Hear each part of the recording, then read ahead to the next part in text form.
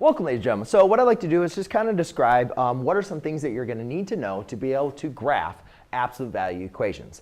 And basically, to graph absolute value equations, it's very important for you to first understand what the parent graph looks like. And just to kind of do a very simple destruction here, over 1, up 1, over 2, up 2. The parent graph is commonly called our V graph because the form of the parent graph with no transformations, y equals absolute value of x, just looks like that. And we're going to be using the parent graph all the way throughout this course. So it's very important that you understand kind of the characteristics of our absolute value graph as well as what it looks like.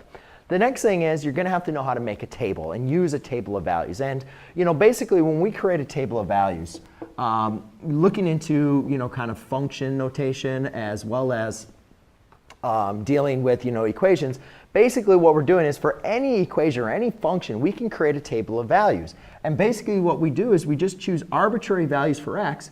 We plug those values in for x to solve for y. And the value that we have for x and y is a point that is going to be on our equation or our function. So if, for instance, if I plugged in -3, then I'd have y equals absolute value of -3, which equals 3. And I could do 0, which again would also be 0.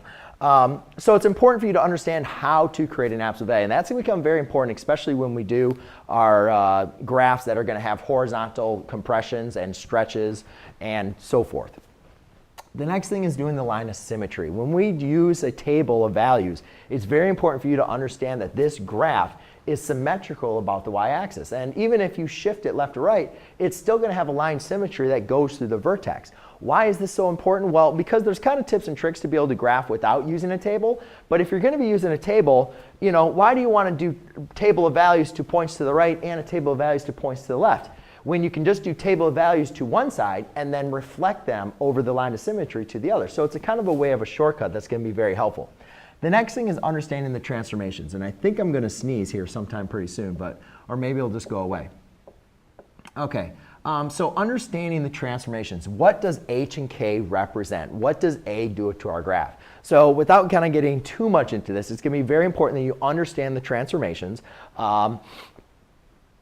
And as well as what they each mean. Well, h is going to tell us we're going to be shifting the graph left or right. K is going to tell us to shift the graph up or down.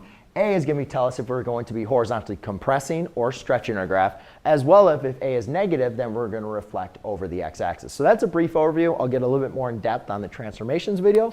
But basically, ladies and gentlemen, that is exactly what you need to know to be able to graph absolute value equations. Thanks.